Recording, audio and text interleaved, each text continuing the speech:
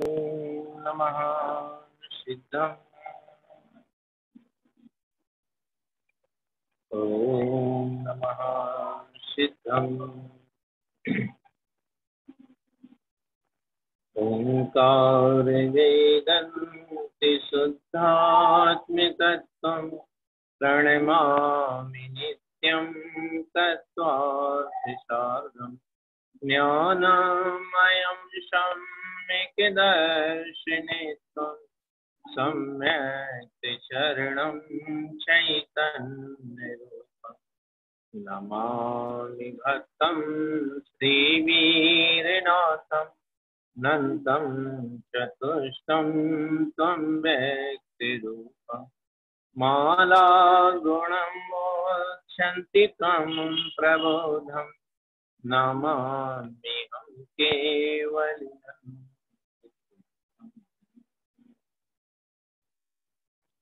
बोलिए श्री गुरु महाराज जी की जय। पंच परमेश्वरी जय, पंच परमेश्वरी भगवान की जय। श्री मालारोहण जी ग्रंथ आज आचार्य प्रवर श्रीमद सिंह तारंतरण मंडला शासी महाराज द्वारा अध्यक्षित यहाँ ज्ञान गुणमाला का गुरु महाराज ने स्वरूप बताया है और सदगुरु तारण स्वामी कहते हैं कि ये ज्ञान गुणमाला अत्यंत ही निर्मल है, अर्थात आत्मा के जो गुण हैं, आत्मा का जो स्वरूप है अत्यंत निर्मलता में है। यहाँ सदगुरु तारण स्वामी आत्मा के अनंत गुणों का कथन करते हैं कि आत्मा में विद्यमान समस्त गुण अत्यंत वर्तमान में अत्यंत निर्मल हैं, शुद्ध हैं। गुणों में कभी कोई विकार, गुणों में विकार का मतलब गुण कभी विकार युक्त नहीं होते हैं, ऐसा सदगुरु तारण स्वामी का कथन है। विकार युक्त होना अलग बात है और कर्मोदय जनक विकारी पर्याय से युक्त होना अलग बात है। इसलिए यहाँ सदगुरु तारण स्वामी ज्ञान गुणों का कथन करते हैं। 18 नंबर की गाथा का अपन वांचन करते हैं कि ज्ञानम गुणम माल सुनिर्मले त्वं संक्षेपे गुथितं तु विगुणे अनंतम रत्नत्रयं लंकृत स्वरूपम तत्वार्थ सार्धम कथितम्। सदगुरु तारण स्वामी कहते हैं कि ज्ञान गुणों की माला या ज्ञान गुणमाला या ज्ञानमयी गुणों की माला अत्यंत निर्मल है।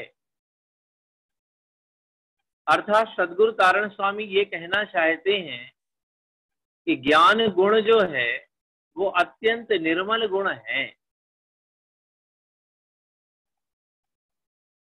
ज्ञान गुण या ज्ञान गुणों की माला या अनंत गुणों की माला, माला का मतलब ये होता है यहाँ कि आत्मा का हृदय कंठ में जो स्मरण की बात कही है, झूलने की बात कही है, तो सबसे पहले जो भेद विज्ञानी होते हैं उनके अंदर जो सम्यक की उपलब्धि होती है,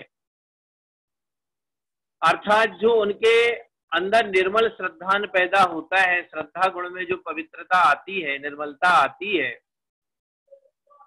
उस श्रद्धा गुण के निर्मल होते ही आत्मा के ज्ञान आदि जो गुण हैं वो भी निर्मल हो जाते हैं, वो भी यथा योग्यता अनुसार निर्मलता को प्राप्त हो जाते हैं।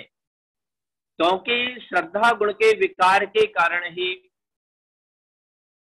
गुणों में विपरीतता अर्थात पर्याय युक्त अवस्थाएं जो पाई जाती थी, वो श्रद्धा गुण की विपरीतता के कारण अन्य गुणों में विपरीतता कही जाती है। लेकिन यथार्थ में देखा जाए तो श्रद्धा गुण में तो विपरीतता होती है, लेकिन अन्य गुणों के परिणमन में विपरीतता नहीं होती। कैसे नहीं होती? देखो, हालांकि एक दिन अपन ने चर्चा की थी, जैसे ज्ञानावरणी कर्म है, दर्शनावरणी कर्म है, तो ज्ञानावरणी कर्म का कार्य क्या है? ज्ञान गुण को ढकना। ठीक है, ज्ञान गुण को ढकना कार्य है। दर्शनावरणी कार्य का काम क्या है? दर्शनावरणी कर्म का दर्शन गुण को ढकना। अब जैसे मान लो कि ये पेन है, ये माइक है, और ये है ज्ञानावरणी कर्म, ये है ज्ञानावरणी कर्म, और ये हो गया गुण, ये है आवरण, और ये हो गया माइक मान लो गुण है, और इसको अपन ने ऐसे ढक दिया, और फिर भी आवाज तो आ रही है कि जा रही है? हाँ सही है, फिर भी आवाज का परिणमन तो हो रहा है। तो जैसे मान लो ज्ञानावरणी कर्म ने ज्ञान गुण को ढका है, फिर भी उसमें से कुछ तो ज्ञान प्रकट हो रहा है। तो जो प्रकट हो रहा है वो क्या है? गुण है। जो प्रकट है वो क्या है? गुण है ना। जो आवरण है वो तो ढके हैं, लेकिन जो प्रकट है वो गुण है, और गुण का परिणमन कभी बंध का कारण नहीं होता। तो वो गुण जो प्रकट है वो निर्मल है कि बिना निर्मल है? निर्मल ही है ना। क्यों? क्योंकि जो आवरण है वो तो ढके हैं, लेकिन जो प्रकट है वो गुण है, चाहे ज्ञानावरणी हो चाहे दर्शनावरणी हो। जो गुण है वो तो प्रकट रूप कार्य कर रहे हैं, बस आवरण ढका है इसलिए कम हो रहा है, कम हो चाहे ज्यादा, लेकिन गुण तो गुण ही है, इसलिए आवरण उतना नुकसान का कारण नहीं है। तो इसलिए नहीं है क्योंकि उसने ढक लिया है। लेकिन मोहिनी कर्म के निमित्त से जो दर्शन मोहिनी होता है, दर्शन मोहिनी कर्म श्रद्धा गुण में विकार पैदा कर देता है, और उस गुण में विकार होने के कारण मिथ्यात्व कहा जाता है कि वो मिथ्यात्व है, विपरीत कार्य करता है। मतलब जो वस्तु का स्वरूप है उसे भली भांति ना जानना। कैसे? जो तत्व है उसे अतत्व मानना और अतत्व को तत्व मानना। मतलब जो जीव है उसे जानने ही नहीं बल्कि अजीव को ही जीव जानना। 7 तत्वों की भूल 6 धारा में लिखी गई है। 7 तत्वों की जो भूल है ना, कैसे होती है, इसका वर्णन पूरा 6 ढाला में किया है। आप वहां से भली भांति इसको समझ सकते हैं। अच्छा प्रयोग किया है उन्होंने, एक एक तत्व के संबंध में भूल वहां बताई गई है।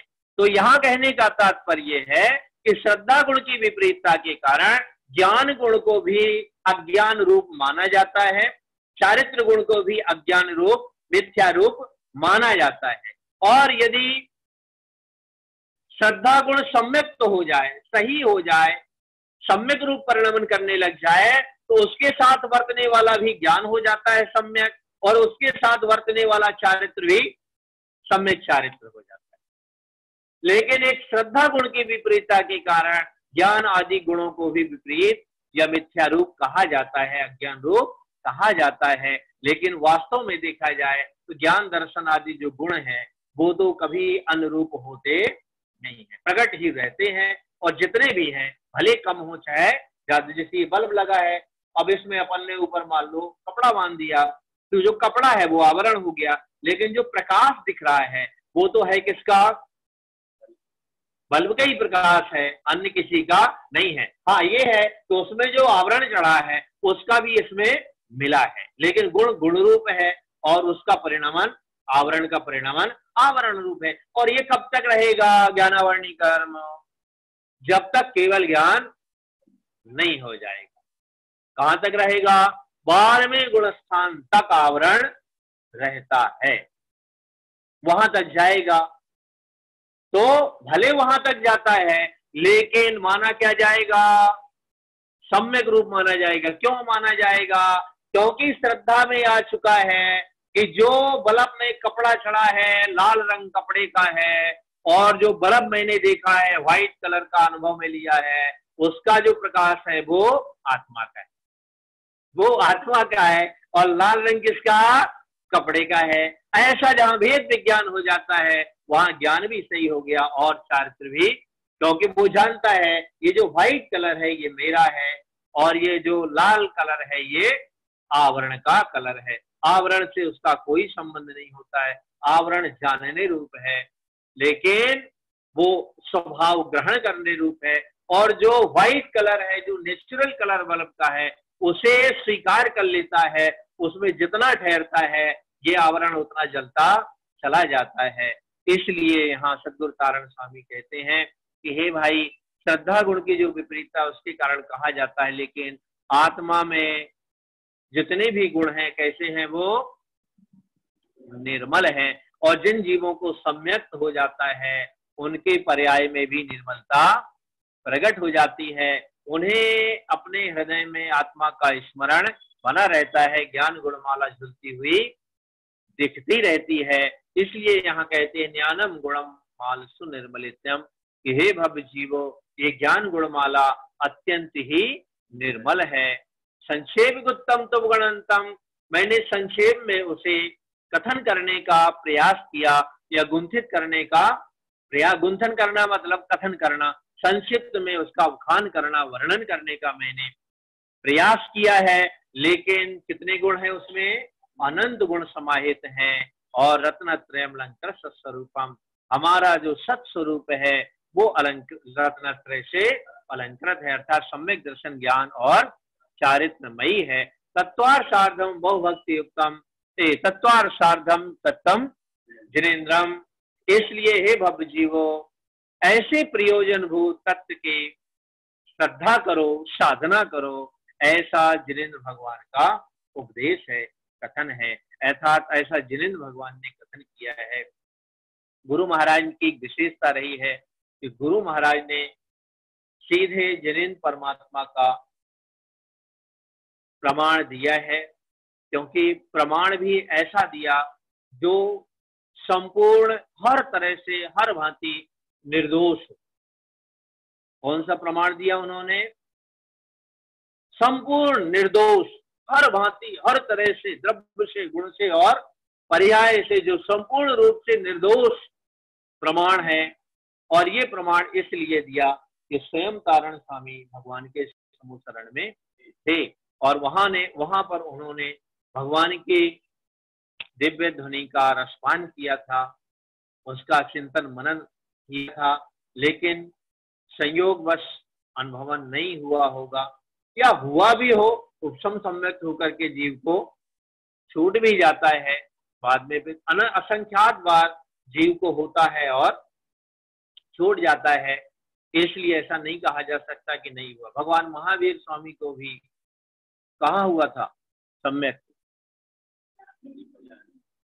और पहले आदिनाथ भगवान के समूह शरण में उपशम सम्यक हुआ था, वहां हुआ था। 32 भाव उन्होंने मनुष्य देव के धारण किए थे, देव मनुष्य, मनुष्य देव, देव मनुष्य, मनुष्य देव। और जब सारा पुण्य चुक गया, मान्यताएं नहीं सुधार पाए, तो क्योंकि मिथ्यात्व भी 3 टुकड़े में बंटने के बाद उपशम सम्यक हो जाए, मिथ्या 3 भागों में बट भी जाए, लेकिन कालांतर में यदि फिर से सम्यक नहीं होता तो वो मिथ्यात्व के 3 टुकड़े पुनः एक हो जाते हैं। क्या हो जाते हैं? हाँ, पुनः एक हो जाते हैं। ऐसी कुछ और प्रकृतियां हैं जो बंध जाती हैं, लेकिन फिर से वो उद्वेलन रूप हो जाती हैं, अर्थात फिर से वो अबंध रूप हो जाती हैं। इसका मतलब ये है, जैन दर्शन में से, ग्रंथों में, आगम में से उद्वेलन कहा जाता है। उद्वेलना, उद्वेलना का मतलब होता है फिर से वो संक्रमित होकर के अपने पूर्व की अवस्था में पहुंच जाता है। अर्थात 3 मिथ्यात्व के जो टुकड़े हुए थे वो फिर से एक होकर के एक मिथ्यात्व बन जाता है। इसलिए जीवों को असंख्यात बार होता है, छूट जाता है, लेकिन एक चीज निश्चित हो जाती है, भले वो मिथ्यात्व के 3 टुकड़े एक बन जाएं, लेकिन इतनी गारंटी जरूर मिल जाती है कि जीव अर्धपुद्गल परावर्तन से किंचित न्यून काल में मोक्ष जाएगा, ये गारंटी हो जाती है। करणादि युग में अलग अलग प्रकार से इन चीजों का कथन किया जाता है, किसकी कैसी उपादान की योग्यता है, उसका अलग स्वरूप वहां बताया गया है। तो इसलिए ऐसा नहीं कहा जा सकता कि तारण स्वामी को वहां सम्यक तो ना हुआ हो, होता है और छूट जाता है और जीव संसार में भटक जाता है। यहां तक कि आगम में तो ये भी लिखा है कि 11वें गुणस्थान से भी गिर करके जीव असंख्यात पुद्गल परावर्तन से किंचित न्यून भटक सकता है। लिखा नहीं लिखा है? ये क्वेश्चन हमने एक बार हम सोनागिर गए थे, बहुत पहले हमने पंडित ज्ञानचंद जी सोनागिर में जो रहते हैं विदिशा वाले, उनसे एक क्वेश्चन किया था कि आचार्य समुद्रभद्र स्वामी को 23वां तीर्थंकर होना है, 23वां तीर्थंकर होना है। इनको आचार्य समुद्रभद्र स्वामी को 23वां तीर्थंकर होना है और 22 में से 23वें तीर्थंकर का जो बीच का काल है ना, करोड़ों सागर का है और ये त्रस्पर्याय मिलती है 2000 सागर से अधिक के लिए। तो ऐसे करोड़ों सागर जीव कहाँ रहेगा? हमने उन कई लोगों से हमने पूछा, विद्वानों से, उनसे भी हमने पूछा, उन्होंने मोक्ष मार्ग प्रकाशक का अधिकार खोला और उसमें उन्होंने एक जगह लिखा है कि 11वें गुणस्थान से गिर करके भी जीव अर्ध पुद्गल परावर्तन से किंचित न्यून भटक सकता है। और फिर उन्होंने एक ही शब्द कहा, ये तो हर जीव की अपनी अपनी उपादान की योग्यता हो। किंचित न्यून का मतलब होता है अर्ध पुद्गल परावर्तन से थोड़ा कम काल। हाँ, ज्यादा से ज्यादा भटकेगा तो अर्ध पुद्गल परावर्तन से थोड़ा कम काल भटकेगा। अर्ध पुद्गल परावर्तन भी बहुत बड़ा काल है। पुद्गल परावर्तन के अनंतमें भाग में अनंत सागर होते हैं। कितने? पुद्गल परावर्तन के अनंतमें भाग में कितने? अनंत सागर। कितने भाग में? अनंतमें भाग में अनंत सागर। फिर आप सोचो पुद्गल परावर्तन कितना बड़ा और अर्ध पुद्गल परावर्तन, मतलब पुद्गल परावर्तन से आधा, अर्ध पुद्गल परावर्तन से किंचित न्यून, उसका अलग गणित है। ग्राह्य वर्गणाएं, अग्राह्य वर्गणाएं, मिश्र वर्गणाएं, उनके आधार से फिर पूरा निकाला जाता है। तो यहाँ अपने को अभी उतने डिटेल में नहीं जा रहा, अपने को ये समझना है कि ऐसा भी हो सकता है, आप भी उपसम सम्यक्ति हो सकते हैं और आपको भी एक बार, दो बार, चार बार नहीं, असंख्यात बार होकर के छूट गया होगा। किसी को भी हो सकता है। क्या किसी? हाँ हाँ, हो गया होगा। ये व्यवहार लक्षण बताया गया भव्य का, भव्यता का ये व्यवहार लक्षण बताया गया है कि जिन जीवों को आत्म कल्याण की रुचि है वो जीव भव्य हैं। ये व्यवहार से ऐसा अपन नहीं, आचार्यों ने कहा है, ये उनका व्यवहार लक्षण है। लेकिन यथार्थ में तो भव्य और अभव्य तो ये पारिणामिक भाव है और इस पारिणामिक भाव को जानने की ताकत केवल ज्ञानी परमात्मा में होती है। इसलिए अपन एक अनुमान से, आचार्यों के द्वारा, ग्रंथों के द्वारा, प्रमाण से एक कथन कर सकते हैं। अनुमान का मतलब यहाँ मिथ्या ज्ञान नहीं होता, अनुमान का मतलब भी सम्यक ज्ञान है। अनुमान ज्ञान सम्यक ज्ञान के खाते में आता है। सम्यक सहित है तो वो सम्यक ज्ञान के खाते में आता है। इसलिए ऐसा नहीं सोचना कि अनुमान से कोई चीज वो है तो वो मिथ्या ही हो जाएगी, है ना। फिर महावीर फिर भूल गए, एक कोड़ा कोड़ी भटके ना, फिर भूल गए। वो उपसम सम्यक्ति था, उसकी मर्यादा अंतर मुहूर्त, अंतर मुहूर्त के बाद जीव नियम से छोड़ देगा और छोड़ेगा तो या तो क्षोभसम में जाए या क्षयिक में जाए या फिर मिथ्यात्व में आए। क्षयोपम की अपनी मर्यादा है। क्षायक तो शादी अनंत काल रहता है, लेकिन क्षयोपम 66 सागर या द्वितीय 66 सागर तक चलता है, उसकी अपनी अवस्थाएं बनती हैं। लेकिन उपसम के बाद यदि ऊपर नहीं गया तो नीचे आएगा, अंतर मुहूर्त में नीचे आना पड़ेगा, मतलब मिथ्यात्व गुण स्थान वर्तियों से होना पड़ेगा। और मिथ्यात्व गुण स्थान में गया तो फिर वो भटक भी सकता है, कितनों भटक सकता है, क्योंकि फिर वो ऐसा उसका एक वो है। इसलिए अपने को एक बात का ध्यान रखना है कि ये एक्चुअली में आगम का कथन है और अपने को वस्तु स्वरूप समझ के रखना है।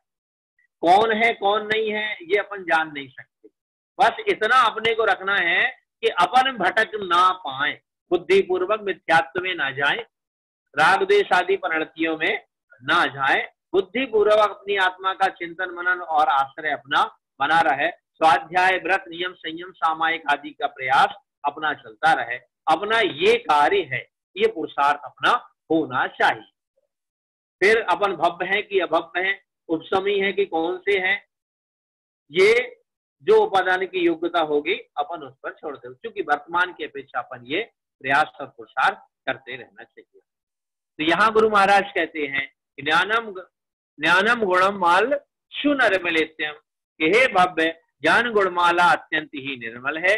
संक्षेप में मैंने उसका कथन किया, लेकिन उस ज्ञान गुणमाला में अनंत गुण विद्यमान रहते हैं, अनंत गुण वास करते हैं, अर्थात वो ज्ञान गुणमाला अनंत गुणों से युक्त है।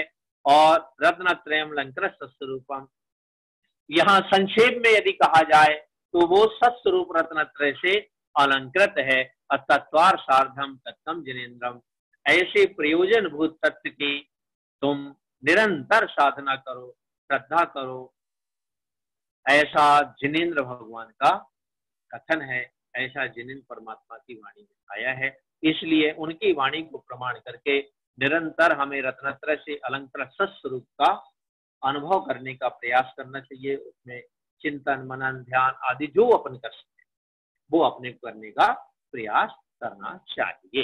इस तरह से यहाँ गुरु महाराज ने गाथा दी है। और अपन चलते हैं संबंध के विषय में। तो संबंध जो अपन ने लिखवाए थे, कल अपन ने चर्चा करी थी कौन से संबंध की, अविनाभावी संबंध। तो अविनाभावी संबंध का मतलब यह होता है कि परस्पर गुणों का जो संबंध है ना, द्रव्य के मतलब गुणों में आपस में परस्पर में जो संबंध है उसे क्या कहते हैं, अविनाभावी। गुणों में पाए जाने वाले परस्पर संबंध को अविनाभावी संबंध कहते हैं, है ना। अब और ज्यादा डिटेल तो नहीं करना, नहीं तो फिर अपन और आगे चलेंगे तो कहेंगे द्रव्य के गुणों में, तो गुण तो द्रव्य में पाए जाते हैं। इसलिए अपन संक्षिप्त में ये लिख लेंगे कि द्रव्य के मतलब गुणों में परस्पर पाए जाना वाला संबंध अविनाभावी संबंध, या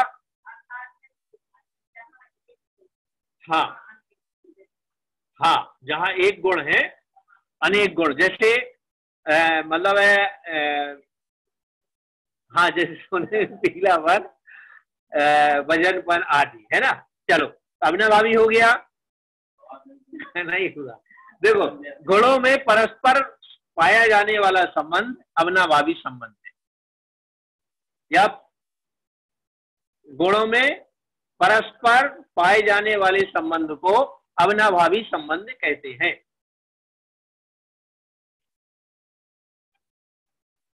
या परस्पर गुणों में कुछ भी अपन देखो, अपने को एक कॉन्सेप्ट क्लियर करके रखना है ना। अपन ने पूरे मेन चीज अपन ने पकड़ के रखी कि अपना कॉन्सेप्ट अपना क्लियर होना, परिभाषा नहीं रट। परिभाषा यदि अपन रटेंगे ना तो अपन शब्दों से बंध जाए, है ना। परिभाषा रटेंगे तो क्या होगा, परिभाषा ऐसा नहीं याद नहीं करना, परिभाषा तो याद होना चाहिए, लेकिन कॉन्सेप्ट क्लियर हो जाए। तो परिभाषाओं में शब्द तो आगे पीछे हो सकते हैं, आगे पीछे आप कर, क्योंकि आपके कॉन्सेप्ट यदि क्लियर हैं तो आप उसका कथन कर सकते हैं। तो परस्पर गुणों में जो संबंध पाया जाता है उसका नाम अविनाभावी संबंध। परस्पर गुणों का संबंध या गुणों का परस्पर जो संबंध है, गुणों का परस्पर संबंध पाया जाता है उसको क्या कहेंगे? हाँ, या परस्पर गुणों में पाए जाने वाले संबंध को अविनाभावी, या गुणों में परस्पर पाए जाने वाले संबंध को अविनाभावी संबंध कहते हैं। अविनाभावी का मतलब अपन ने कल एक भाव लिया था कि अन्य किसी का भाव ना पाया जाना, वहां अन्य किसी चीज का विद्यमान ना रहना, अर्थात गुण गुण तो एक साथ रह सकते हैं लेकिन अन्य द्रव्य के गुण वहां विद्यमान नहीं हो सकते। अन्य द्रव्य के गुणों का वहां सद्भाव ना पाया जाना, बल्कि उन्हीं गुणों का वहां सद्भाव पाया जाना जो उस द्रव्य में पाए जाते हैं। तो द्रव्य में पाए जाने वाले जो गुण होते हैं उनका परस्पर जो संबंध होता है उसका नाम अविनाभावी संबंध होता है। जैसे जीव द्रव्य है, तो जीव द्रव्य में परस्पर कौन कौन से गुण पाए जाएंगे? जैसे ज्ञान है, दर्शन है, चेतना है, सुख है, आदि जितने भी गुण हैं उन गुणों का कैसा संबंध है आपस में? अविनाभावी, अर्थात जहां एक गुण है वहां समस्त गुण पाए जाते हैं। मतलब आत्मा के एक प्रदेश में समस्त गुण पाए जाते हैं। लेकिन ऐसा मत सोचना कि आत्मा प्रदेशों से भी कोई भिन्न भिन्न नहीं है। क्या? नहीं तो आप सोचो कि एक प्रदेश में समस्त गुण पाए जाते हैं, फिर दूसरे प्रदेश में भी समस्त गुण, फिर तीसरे में भी। ऐसा नहीं है ना? जैसे मिश्री होते नहीं, मिश्री, तो अपन ने कहा एक मिश्री के टुकड़ा में सारे गुण, फिर दूसरे मिश्री के टुकड़ा में आत्मा, ऐसे टुकड़े टुकड़े नहीं है। ये तो गुणों का संबंध बताया जा रहा है, लेकिन आत्मा पूरे का पूरा अखंड प्रदेशी है। कैसा है? अखंड है। सारे प्रदेश कैसे हैं? अखंड है। इसलिए ये गुण भी कैसे हैं? अखंड है। और इनमें जो संबंध पाया जाता है उसका नाम अविनाभावी संबंध कहा जाता है। और जैसे मिश्री, तो मिश्री में भजनपन, मीठापन, हाँ, चमकपन, खुरदरापन, भजनपन, सोने में पीलापन, और जो भी महंगापन नहीं है ना, चमकीलापन, हाँ, रुक्षपन, चिकनापन, कड़ापन, जो पुद्गल के गुण हैं आप कोई भी लगा दो, वो गुण उसमें सुगंध है नहीं है? है? नहीं है? है? स्पर्श रस गंध वर्ण बनता, स्पर्श है, रस है, गंध भी है। स्पर्श रस गंध वर्ण बनता उद्गला,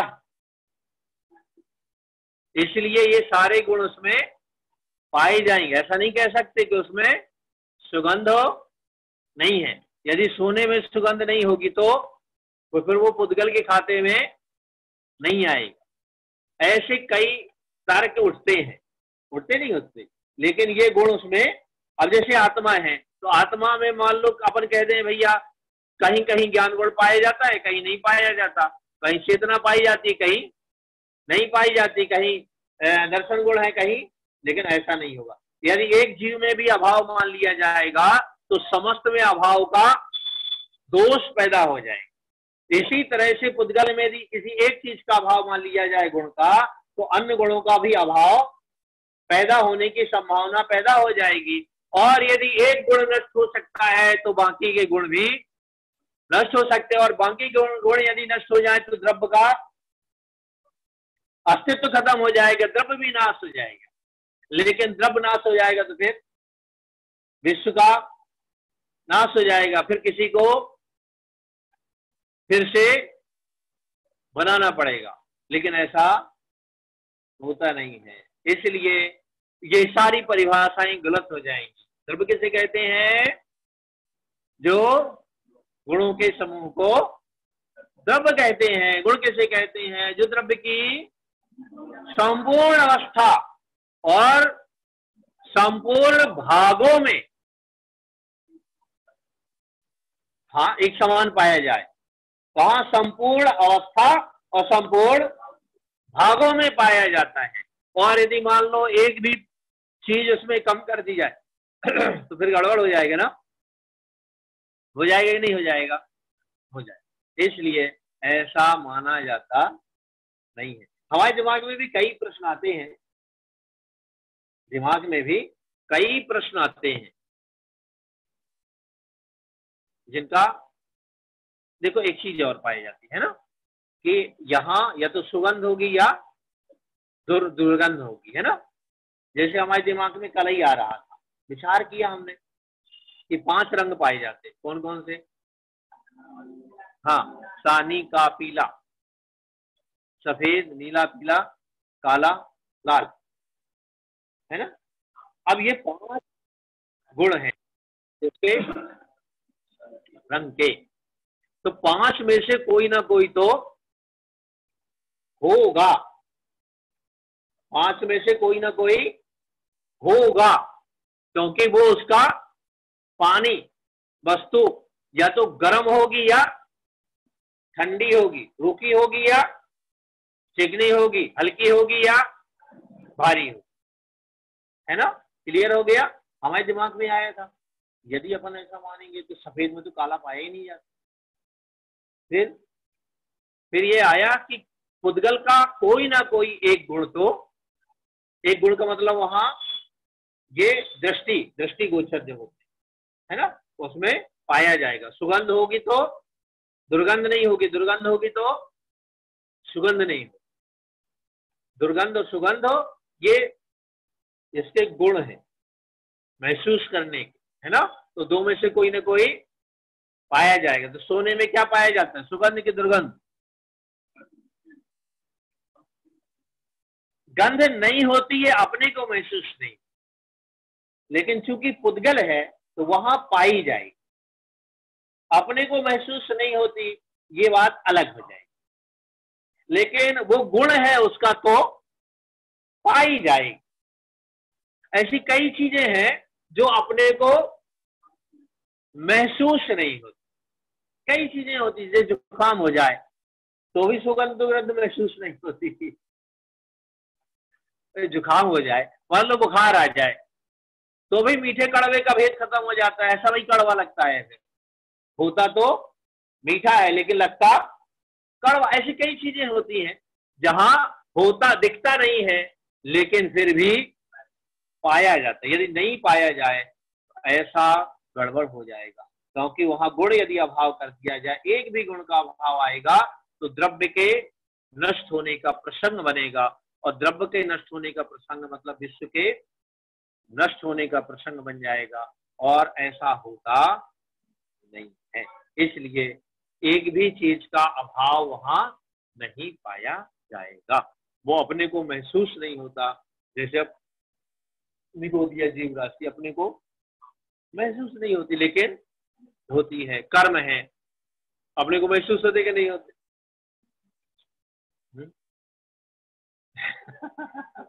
दिखते नहीं है लेकिन महसूस तो होती है, देखते नहीं है ना, लेकिन महसूस तो होते हैं। भाव आपको महसूस होते हैं, कर्म आपको साता साता आदि सब महसूस होते हैं, होते कि नहीं होते हैं।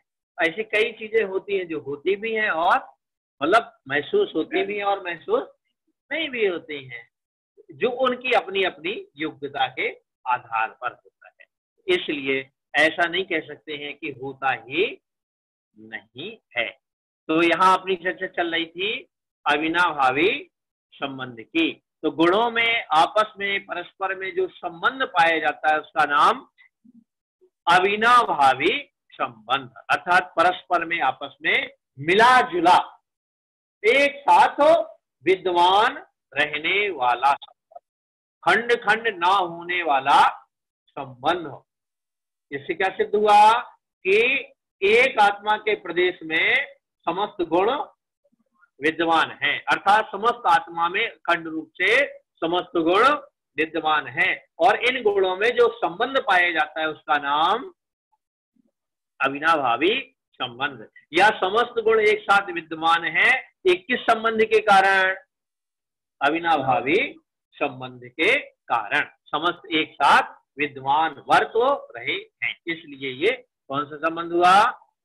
अविनाभावी संबंध। अगला संबंध कौन सा है? अनित्य तादात्म्य संबंध। तादात्म्य का मतलब क्या हुआ? हाँ, तादात्म्य का मतलब मिला हुआ, तन्मय, एक में एक। कैसा? एक में एक संबंध, तन्मय संबंध, मिला हुआ संबंध। तो कौन सा है ये? अनित्य है लेकिन फिर भी तादात्म्य है, फिर भी मिला हुआ है। अब अनित्य तादात्म्य संबंध किसका होगा?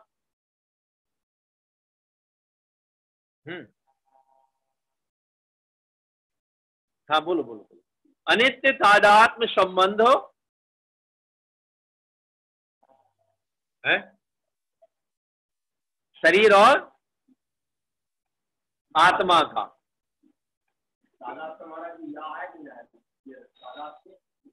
तादात्म्य तादात्म्य अनित्य तादात्म्य संबंध अनित्य है लेकिन फिर भी कैसा है? मिला हुआ है। अब शरीर में ऐसी चीज खोजो जो अनित्य भी हो और मिली हो। आत्मा तो है ही, उसके साथ किसका अनित्य तादात्म्य?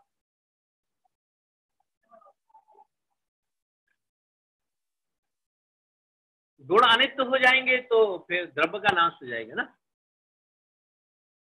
गुणों के साथ तो नित्य है, गुणों के साथ तो नित्य है, फिर क्या बचा? पर्याय। पर्याय के साथ आत्मा का कौन सा संबंध है? अनित्य तादात्म्य।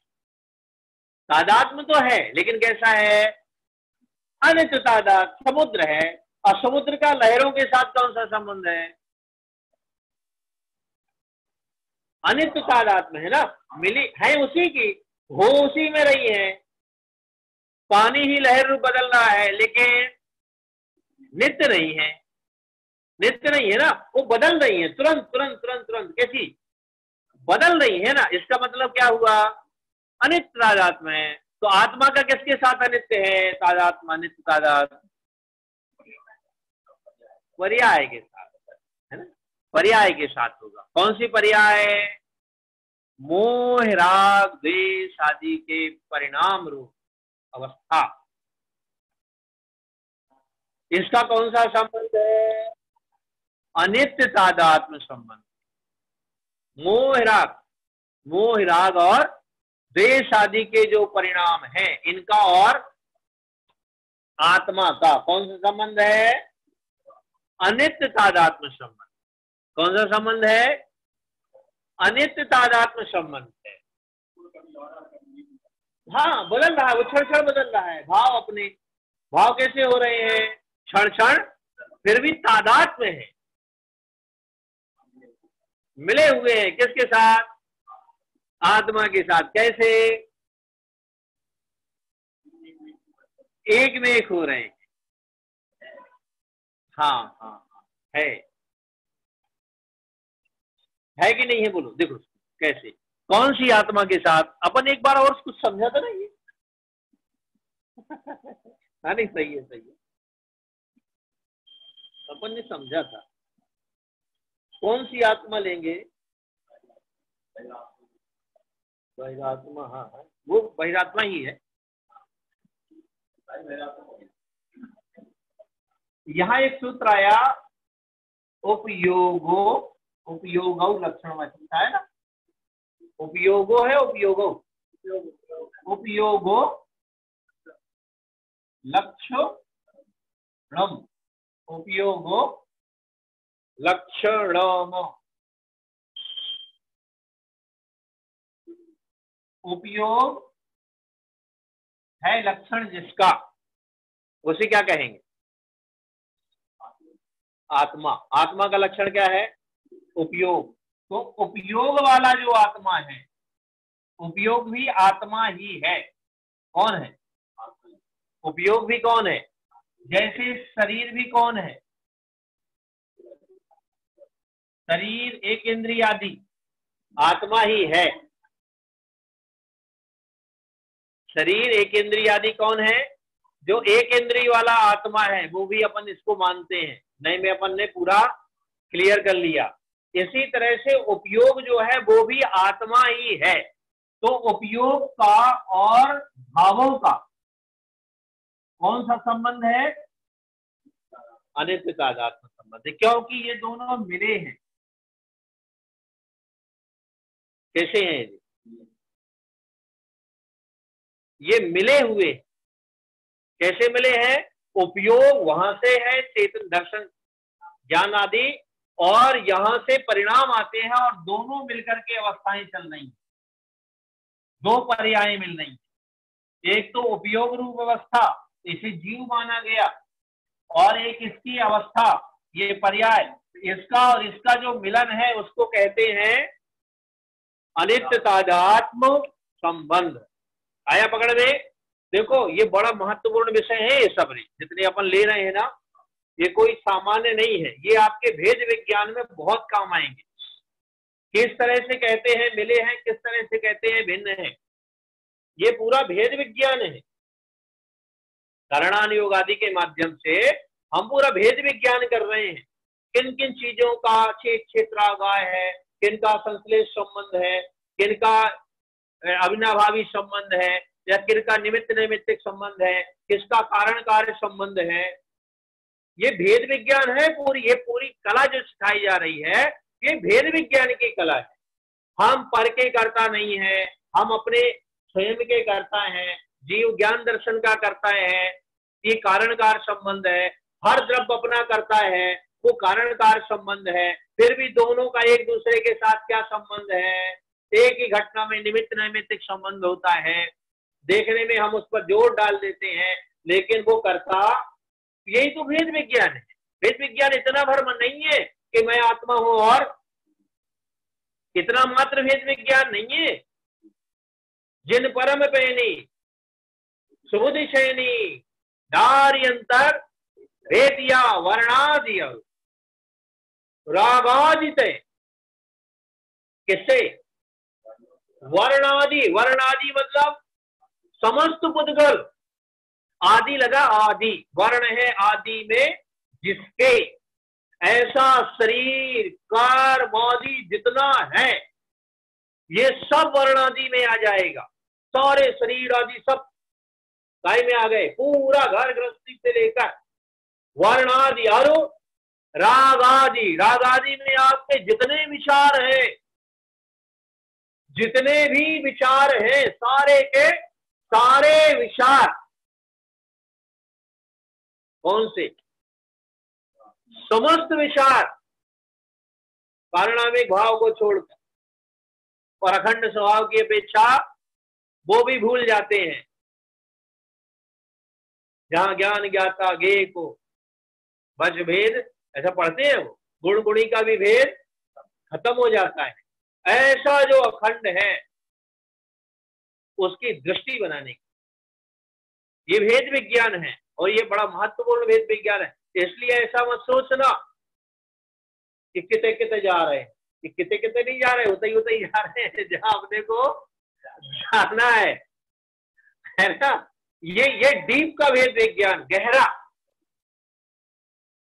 हर चीज का विश्लेषण करके, और वो भेद विज्ञान तो थोड़ी देर टिकता है। और ये भेद विज्ञान आ जाए तो आपको हर समय दिखेगा ये परिणाम अलग है, परिणाम में मेरा उपयोग जुड़ रहा है। आपको सब भेद विज्ञान दिखेगा। उपयोग भी आपको समझ में आएगा, विचार भी समझ में आएगा, दर्शन ज्ञान आदि सारे गुण समझ में आने लगे। जब अपन बैठेंगे ना तो समय से भिन्न भिन्न दिखेगा सब। और फिर महसूस होगा कि मैं तो इन सबको जानने, और अरे मैं तो इनको भी जानने देखने वाला नहीं, बल्कि मैं रूप रहता हूं, अनुरूप होता ही।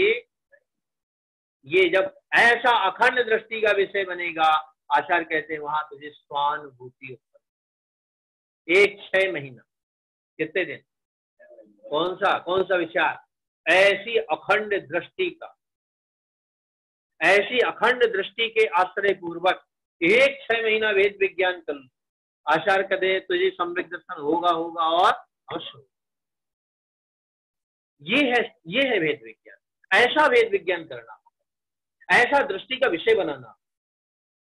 और ये दृष्टि का एक बार विषय बन जाएगा तो आपको दुकान करते हुए भी दिखेगा कि दुकान चल रही है और मैं देख रहा हूं। भोजन करते दिखेगा, ये कौर आ रहा है, जा रहा है, मुंह में गया, भीतर गया। और मीठा भी लगेगा तो भी आप जानोगे कि मीठा जिसे लग रहा है मैं तो उसे भी, मुझे मीठा नहीं लग रहा, मैं मीठे को जानता। ऐसी जब कला अंदर में प्रकट हो जाएगी तो हर कार्य आपको भिन्न दिखाई देगा, हर घटना, हर परिणामन आपको भिन्न दिखाई देगा। और ये जो चेतना ज्ञानमयी है ये भिन्न दिखाई देगी। ये है भेद विज्ञान। और ऐसी भेद विज्ञान की कला जब प्रकट हो जाएगी तो ये कर मर्म तो मुझे फटाफट वाला काम रहेगा। इनको जूझने से जरूरत नहीं है, फिर ये कहने की जरूरत नहीं साहब मन नहीं लग रहा। मन का अता पता भी नहीं रहेगा साहब, और लगे तो लगे, नहीं लगे तो नहीं लगे, क्योंकि मैं भी उसे जानने वाला हूं। उसकी भी अपेक्षा खत्म हो जाएगी। अबे तो हम मन से जूझ रहे हैं, अबे तो बाहर से जूझ रहे हैं, और ये सारा बाहर का जूझना खत्म हो जाए। इसलिए ये बहुत बड़ा भेद विज्ञान है और अपने को ऐसा आश्रय लेकर चलना है। तो यहाँ उपयोग का मतलब जीव का और विचारों का, जीव का और विचार कह लो, भाव कह लो, परिणाम कह लो, राग देश मोह की परिणति कह लो, इन सब का कौन सा संबंध? अनित्य तादात्म्य संबंध। कौन सा संबंध? अनित्य तादात्म्य का मतलब क्या है? तादात्म्य मतलब मिला हुआ, और अनित्य का मतलब है नित्य ना रहने वाला, मतलब अनित्य, बदलना, बदलता हुआ, है ना। हाँ, नित्य ना रहने वाला अर्थात टिका हुआ ना रहने वाला, अर्थात बदलने वाला। तो बदलने वाला कौन सा संबंध आ जाएगा? भावों का। किसके साथ? जीव का। जीव का परिणामों के साथ कौन सा संबंध है? अनित्य तादात्म्य संबंध है, अर्थात ये टिकने वाला संबंध नहीं है। टिकने वाला है? नहीं लिखा है? हाँ हाँ लिखा है, नहीं लिखा? लिख लो। द्रव्य का गुणों की पर्याय के साथ पाया जाने वाला संबंध अनित्य तादात्म्य संबंध है। द्रव्य का गुणों की पर्यायों के साथ पाया जाने वाला संबंध, पाए जाने वाले संबंध को अनित्य तादात्म्य संबंध कहते हैं। वो जो क्लास में पढ़ाया जाता है ना कि अनित्य तादात्म्य संबंध किसे कहते हैं, तो द्रव्य का पर्यायों के साथ पाए जाने वाले संबंध को अनित्य तादात्म्य संबंध कहते हैं। हम डायरी अब फिर से मेंटेन करते हैं दोबारा। अभी तो क्या पढ़ाया रहा है कोई तो नहीं ना, ऐसा कोई क्लास ही नहीं लिया था ना, जरूरत ही नहीं पड़ी, वो तो समझने के लिए अपन ने हैंडसेट में लिख लिया।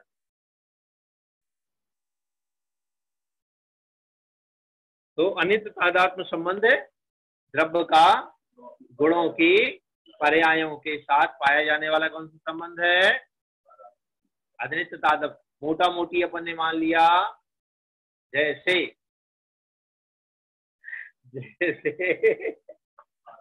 आत्मा का राग देश मोह आदि। अब जैसे और भी मान सकते हैं अनित्य तादात्म्य संबंध मति ज्ञान, श्रुत ज्ञान, अवधि ज्ञान आदि के संबंध भी कैसे होते हैं? अनित्य तादात्म्य। ये भी बदल रहे हैं ना, मति ज्ञान भी क्षण क्षण बदलता है, श्रुत ज्ञान भी, लेकिन गुण की अपेक्षा नित्य है और पर्याय की अपेक्षा अनित्य। ये अपन इसलिए नहीं लिया क्योंकि ये थोड़ा सा हाँ कंफ्यूजन पैदा कर दे या समझने में थोड़ा दिक्कत। जैसे ज्ञान गुण, तो गुण का आत्मा के साथ संबंध नित्य, और उस ज्ञान गुण की जो पर्याय उसके साथ संबंध हो अनित्य। कौन सा? कौन सा है? अच्छा, केवल ज्ञान के साथ कौन सा संबंध है? नित्य है कि अनित्य है? है। हाँ, वो भी अनित्य संबंध। नित्य केवल ज्ञान गुण के साथ नित्य है, लेकिन पर्याय के साथ अनित्य है। ये अपन चर्चा इसलिए नहीं ले रहे क्योंकि बहुत दूर की हो जाती है ना, थोड़ा समझने में कंफ्यूजन आ जाता है, क्योंकि अपनी प्रथम भूमिका है ना, इसलिए अपन मोटी मोटी चर्चाएं ले रहे हैं। नहीं तो अब भाई कंफ्यूजन में फिर खुद आपका ज्ञान जब कंफर्म कर ले कि जब मति ज्ञान भी है, ज्ञान भी है, अवधि ज्ञान भी है, मन पर्याय ज्ञान भी है, तो केवल ज्ञान एक ही बचा, तो वो भी एक पर्याय है। पर्याय क्यों है? क्योंकि गुण रूप में तो अभी भी विद्यमान है, लेकिन जब सारा ज्ञानावरणी कर्म क्षय हो गया तो कैसे प्रकट हुआ? वो पर्याय रूप में प्रकट हुआ ना। गुण में तो अभी भी है ना, लेकिन इसे केवल ज्ञानी नहीं कहते। कब मानेंगे केवल ज्ञानी? जब प्रकट हो जाएगा तब क्या मानेंगे? केवल ज्ञानी। पूजा किसकी कर रहे हैं? पूजा गुण तो चीटी में भी है, आरती लेके खड़े हो जाएं, लेकिन अच्छा नंबर किसके मिलेंगे? ए प्लस बी का होल स्क्वायर बराबर A square plus B square plus 2ab। एक सूत्र है मैथमेटिक्स, है ना। ए प्लस बी का होल स्क्वायर बराबर A square plus B square plus 2ab। अब ये लिखा रहता है सिद्ध करो। क्या लिखा रहता है? सिद्ध करो कि ए प्लस बी का होल स्क्वायर बराबर A square plus B square plus 2ab। फिर क्या करेंगे? ए प्लस बी का होल स्क्वायर को तोड़ेंगे, वो तो छोड़ देंगे एक तरफ वाला, वो तो सिद्ध करना है, उसको तो अपन ने छोड़ दिया। अब ए प्लस बी का होल स्क्वायर को अलग अलग करेंगे, तो ए प्लस बी फिर ए प्लस बी फिर आपस में गुणा करेंगे तो ए स्क्वायर फिर बी स्क्वायर प्लस 2ab मिलेगा ना। और जब ऊपर वाला जो साइड में लिखा था वो नीचे आ जाएगा तो अपन क्या कहेंगे? नंबर किसके मिलेंगे? नंबर किसके मिलेंगे? मानता किसकी है? जो सिद्ध कर लिया उसकी मानता है, नंबर तो उसमें मिलेंगे ना। ऐसे ही केवल ज्ञान जो गुण है वो तो सभी में पाया जाता है, गुण का अभाव तो किसी में भी नहीं है। यदि अभाव हो जाए तो प्रकट हो ही नहीं सकता, इसलिए गुण का अभाव तो हो नहीं सकता, ठीक है। लेकिन उसकी मान्यता कब होगी? वो पूछता कब प्रकट होगी? जब वो गुण पर्याय में प्रकट हो जाए। पर्याय के द्वारा हम फिर से और थोड़ी से कदम आ रहा, हम पर्याय की पूजा नहीं करते, पर्याय के द्वारा हम उनके गुणों की उपासना करते हैं। पर्याय पहचानने का एक माध्यम है। उपासना किसकी करते हैं? उपासना हम गुणों की करते हैं। क्यों करते हैं गुणों की उपासना? इसलिए करते हैं वंदे सद्गुणो उपलब्ध है। हम पर्याय को पहचान का माध्यम बनाते हैं, क्योंकि पर्याय के द्वारा उसकी पहचान होती है। बोलो, लहरों से किसकी महिमा आती है?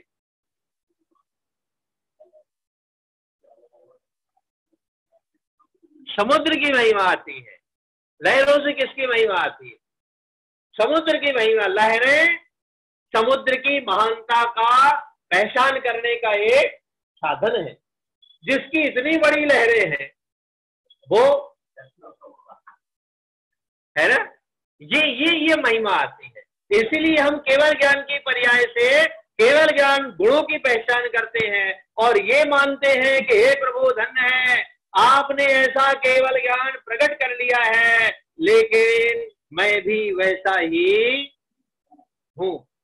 इसके लिए हम पर्याय से गुणों की महिमा गाते हैं और उनके गुणों से अपने गुणों की महिमा पर आते हैं। इसका नाम होता है गुणों की उपासना करना। और ये अपने को ऐसा गुणों की उपासना करना चाहिए। तो आत्मा का और किसका? भावों का कौन सा संबंध है? अनित्य तादात्म्य संबंध। अब आत्मा का मत ज्ञान की पर्याय के साथ, शुद्ध ज्ञान की पर्याय के साथ, अवध ज्ञान की पर्याय के साथ, मने पर्याय ज्ञान की पर्याय के साथ और केवल ज्ञान की पर्याय के साथ। थोड़ी सी कठिन लगेगी लेकिन है तो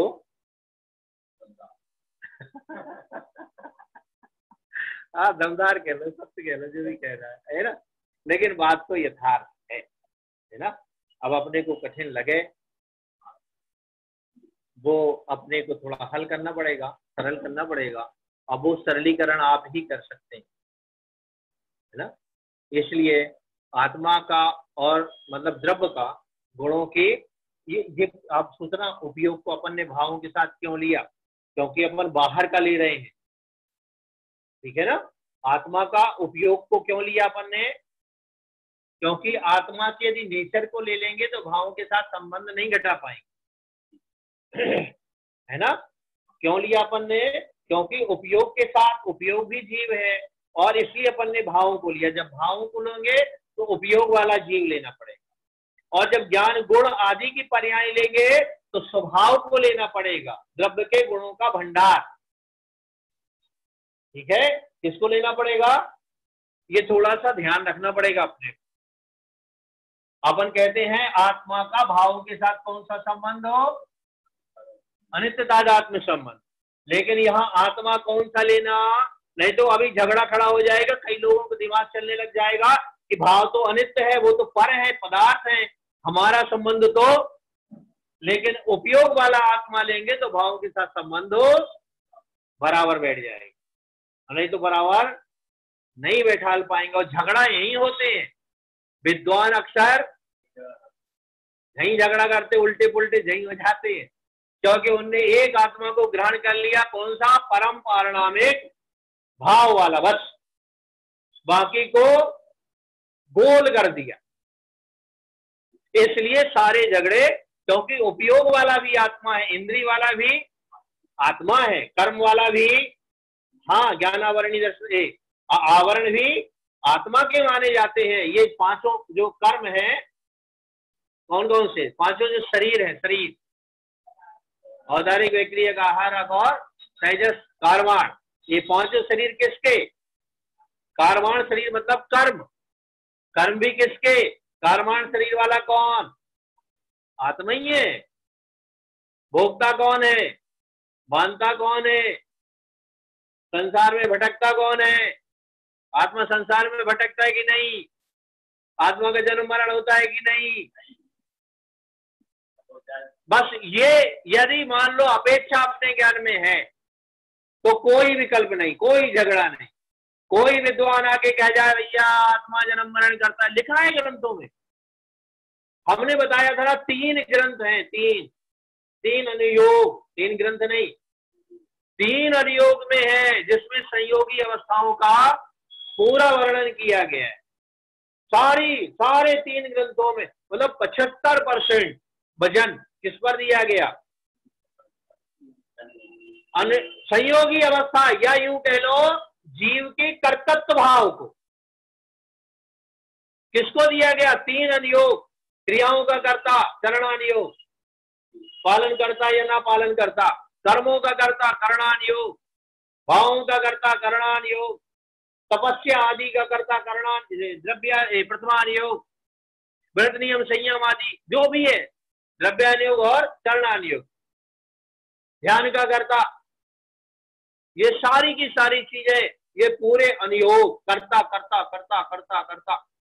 एक अनुयोग क्या कहता है, अकर्ता, ज्ञाता ज्ञाता ज्ञाता, बाकी कहते हैं कौन सा सही बोलता है कौन सा गलत, चारों सही बोलते हैं। बस यही समझ रहे हैं, कौन सा सही कौन सा गलत, सब सही है। अपेक्षा यदि ज्ञान में है तो सब सही है, और अपेक्षा नहीं है तो ऊपर की क्लासें होती है, ऊपर की क्लासें जैसे वो जब बड़ी वाली क्लासों में जाते हैं ना, छोटी क्लासों में क्या रहता है, जैसा प्रश्न पूछा गया है, जो शब्द है वही उत्तर लिखो, तभी नंबर मिलता है। और ऊपर की क्लासों में पीएचडी आदि जो करते हैं उसमें क्या लिखना पड़ता है, उसमें आप जो काम में लिखा है वो लिखो चाहे नहीं लिखो, उसमें आप जो लिखा है उसका कॉन्सेप्ट क्लियर करके लिखो तो भी आपको, क्यों?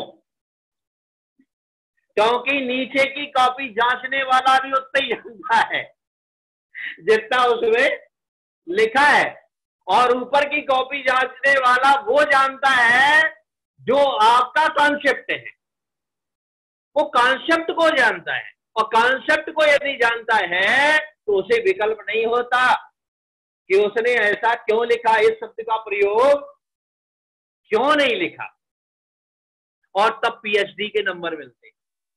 इसमें नंबर मिलेंगे तो सर्टिफिकेट मिल जाएगा कि आप फर्स्ट डिवीजन, सेकंड डिवीजन, और लेकिन उपाधि कब मिलेगी? जब आपका कॉन्सेप्ट तो क्लियर होगा तो क्या मिलेगी? उपाधि में। इसलिए अपने को क्या करना? कॉन्सेप्ट क्लियर करना, बिल्कुल हर चीज को पूरा क्लियर करके चलना है, और आप इसी का नाम ज्ञान सम्यक, इसी का नाम सच्चा। इसलिए अनित्य तादात्म्य संबंध, ये सब चीजें समझ के रखना। उपयोग, इंद्री, कर्म आदि की अवस्थाएं सब किसकी है? जीव की है। इसलिए डरना नहीं। डर किसका? बिल्कुल है, क्या दिक्कत? यदि शरीर जीव है तो घर है, आत्मा जीव है तो शरीर घर है।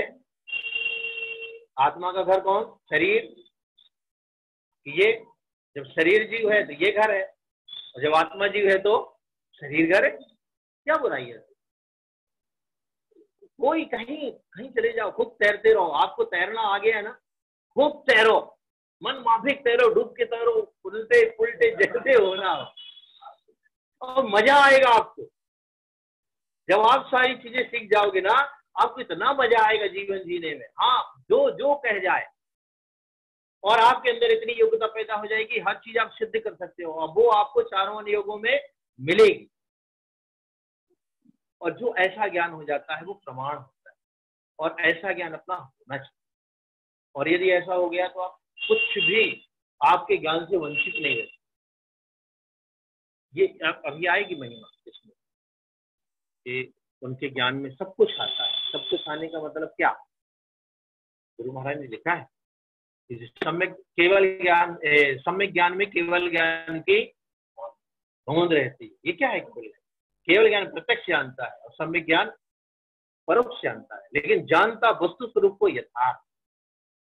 ऐसा अपने को अपने ज्ञान की स्पष्टता पैदा करना।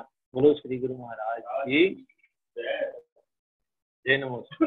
सत्संग आनंद नंद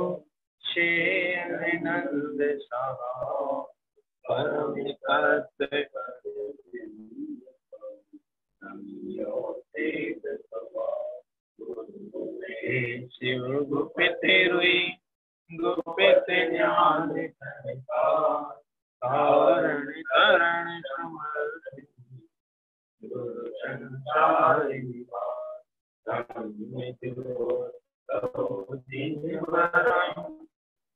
अर्थ अर्थ जो है विनाश भविदे मम ज्ञान पर देखो